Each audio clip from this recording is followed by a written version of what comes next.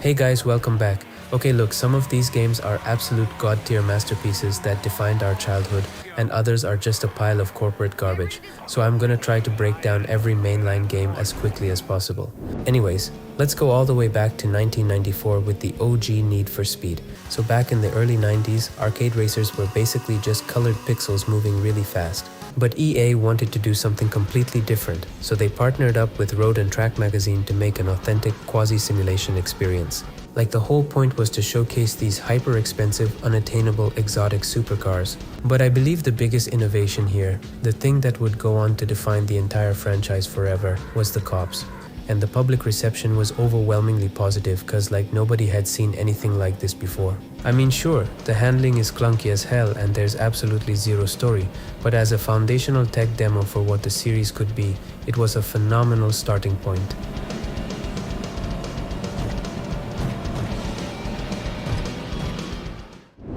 Then came 1997, and EA decided to take everything about the first game and throw it out the window. Like, Need for Speed 2 leaned so far into the arcade direction that it practically fell over. Now we had enclosed circuits with insane set pieces like driving through a movie set or a volcano. The car roster got really weird, focusing on ultra-rare concept cars like the Ford Indigo and the GT90. But here's the kicker, they completely removed the cops. Yeah, the one feature everyone loved from the first game was gone, and the response was incredibly mixed. It felt like a directionless sequel that forgot what made the OG game stand out in the first place. But not gonna lie, I absolutely loved this game cause this was my first NFS game and I was just blown away when I first played it, so yeah.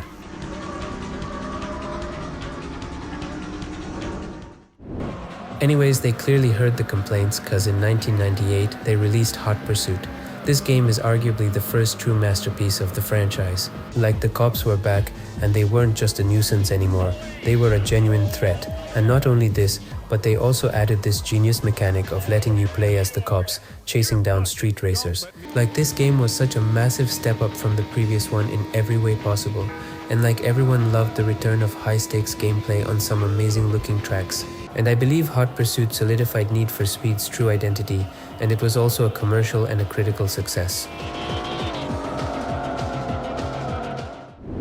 So how do you follow up a masterpiece? Well, you refine it even further. So in 1999, Need for Speed High Stakes took the Hot Pursuit formula and added actual tangible consequences to your driving. And so, for the very first time in the series, we got a damage model. Like, if you slammed your car into a concrete barrier at 200 miles an hour, your car would visibly deform and would come to an absolute standstill. The game also introduced a proper career mode with an economy, meaning you had to spend in-game cash to repair your broken cars or upgrade their performance. But I feel like the most legendary addition was the pink slip races. You literally had to put your actual car on the line against an opponent. And if you lost, the game took your car away forever. It was brutal, it was heart-pounding, and it was incredibly stressful.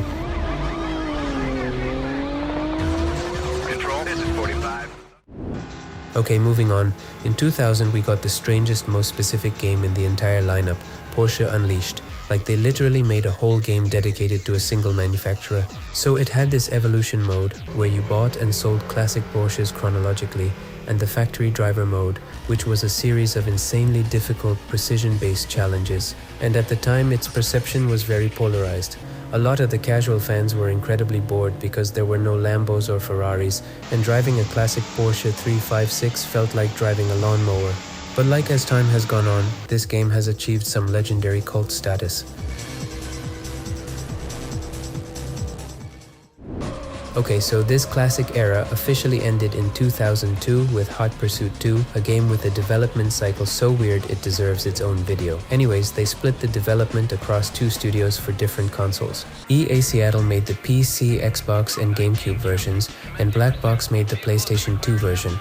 The result was two fundamentally different games. The PS2 version is widely considered the superior version. It nailed the handling, making it tight and responsive, and the cop chases were completely unhinged. While the PC and Xbox versions were absolute dog shit. The physics were floaty, the cops were indestructible, and the game felt hollow and rushed. And cause the PS2 version was such a success, EA basically handed the keys of the entire franchise to Black Box, which we're gonna look at next.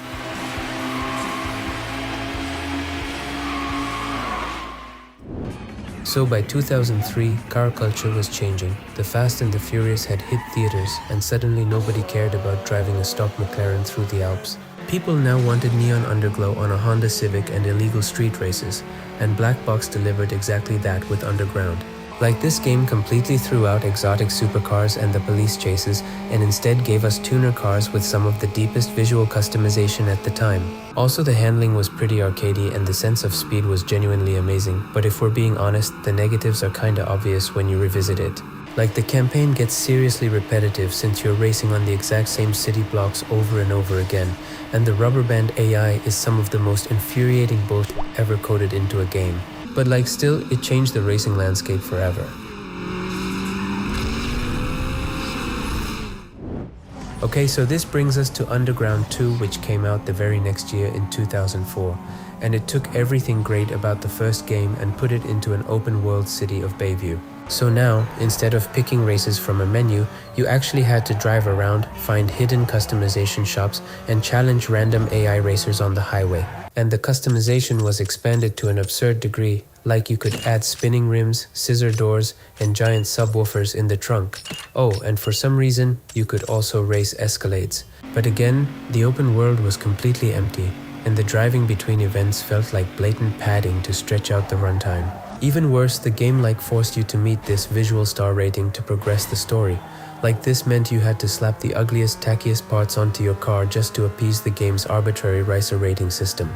It was annoying as hell, but like, the overall vibe still makes it an all-time great.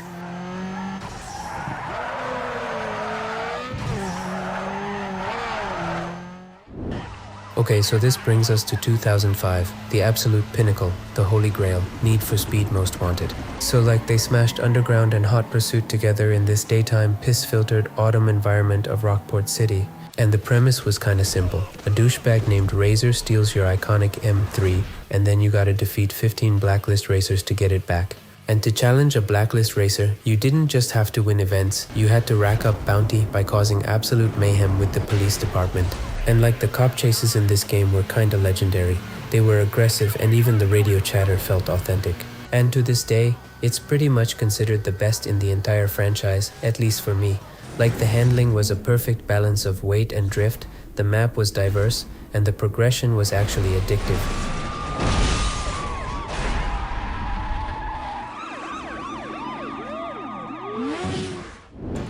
Okay, next we have Need for Speed Carbon in 2006, picking up exactly where Most Wanted left off, but this time in Palmont City. So like, Carbon dialed back the cops significantly, which was a huge disappointment, and instead focused on turf wars and crew mechanics. You could now hire AI wingmen to draft behind, block opponents, or even scout shortcuts. And they also introduced Canyon Duels, which were these high-stakes boss battles on mountain roads where going over the edge meant instant death. Not gonna lie, it's actually a really solid fun game, but it clearly suffered from being rushed out exactly a year after Most Wanted.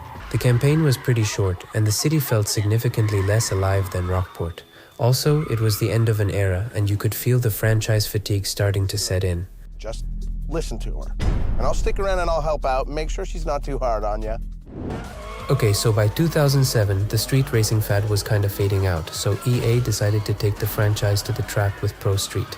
Like, it completely ditched the open world, the illegal street racing, and the police chases, and instead had racing festivals held in daylight on closed circuits. And they also changed the physics to be kinda heavy and punishing, with a brutal damage model where totaling your car meant your race was over, period.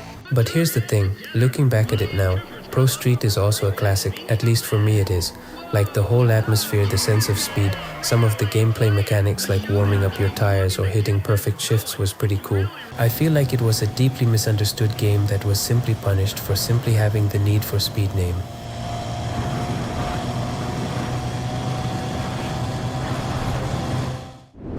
Anyways, after realizing they had actually alienated their core fans, Black Box kinda panicked and made Undercover in 2008. Like, they went back to an open world, brought back the cops, with live action cutscenes where you play an undercover federal agent infiltrating a smuggling ring. And it all sounds cool on paper, but the execution was pretty bad. Like, the physics were completely broken, and it had that awful bloom filter that made the game look worse than previous games. Also, the game was painfully easy, the open world was empty, and the entire experience felt remarkably cheap and unpolished.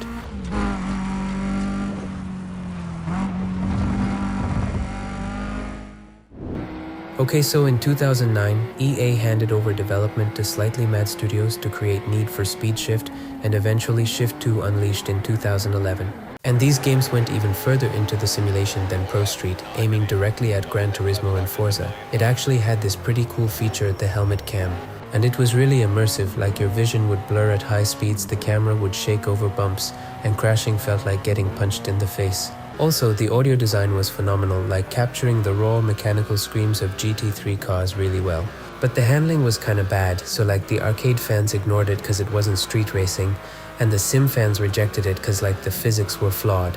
Like it was a cool experiment, but it pretty much fractured the fanbase even further.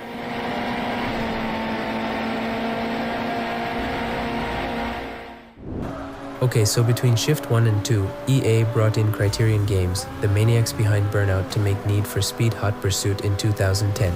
Like they stripped away the open world filler, the cringy stories, and instead took us to the gorgeous Seacrest County and basically gave us a pure cops versus racers gameplay. The handling model was pure Burnout, like you tap the brake, throw the car sideways, and drift perfectly around corners at max speed. It also had pursuit tech, which let you use EMPs, spike strips, helicopters, and turbo boosts, both as cops and racers. I would go so far as to say it's one of the best arcade racers even today, especially the remastered version.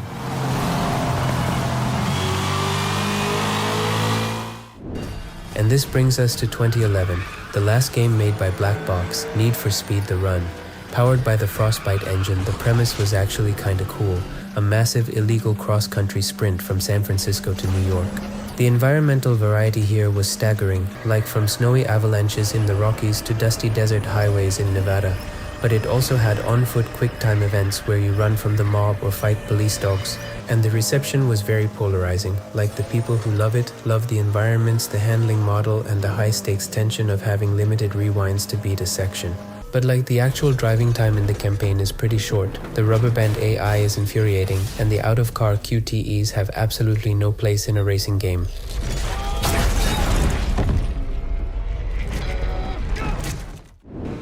Okay, moving on to 2012, Criterion Games returned and rebooted Most Wanted, and honestly, naming this game Most Wanted was like the stupidest thing ever. Cause like what we got was basically Burnout Paradise with licensed cars, there was no story, no garage, and zero customization. Like all the cars were just parked on the side of the road and you just drove up to them, pressed a button, and the car was yours. And to upgrade them, you just had to do the same 5 races for every single car. But like if you ignore the name on the box, it's actually a really fun Burnout game, but as a Need for Speed game, it felt like an insult.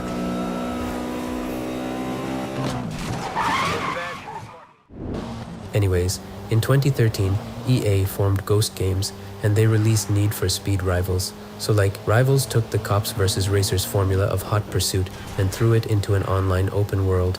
You could play either as a cop or a racer, and the gameplay loop was pretty tense and dynamic. The graphics, specifically the weather effects, were really cool. However, the game was severely held back by some incredibly stupid design choices.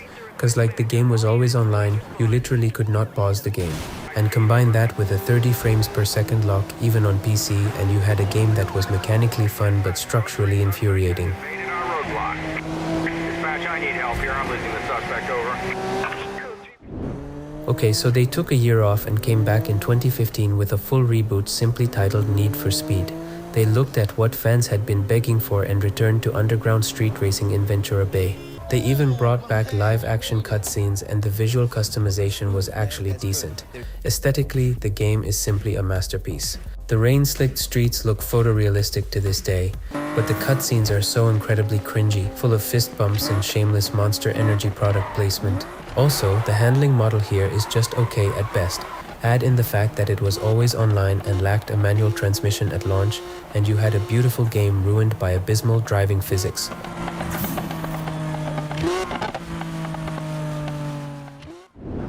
Then came 2017, Need for Speed Payback.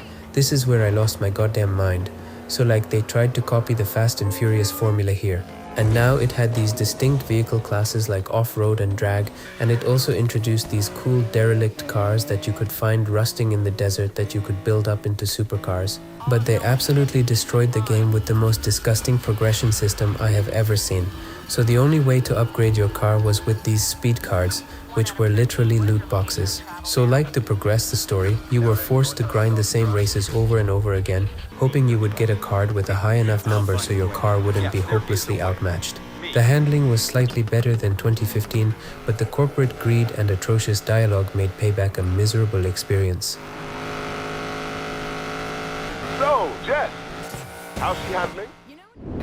Anyways, after probably realizing that Payback was pure shit, they came out with Need for Speed Heat, and honestly, they finally got it right. Like it had this brilliant day-night dynamic, and like during the day, you did legal sanctioned races to earn cash, and at night, you ran illegal street races to earn reputation, all while dealing with some of the most aggressive cops since Most Wanted. The customization was also really nice, and like everyone loved this game, making it a true redemption arc of the franchise. But like the biggest negative here is that EA straight up killed the game. They cut post-launch support almost immediately, leaving the story abruptly unfinished and the multiplayer relatively bare bones, before dissolving Ghost Games and handing the franchise back to Criterion.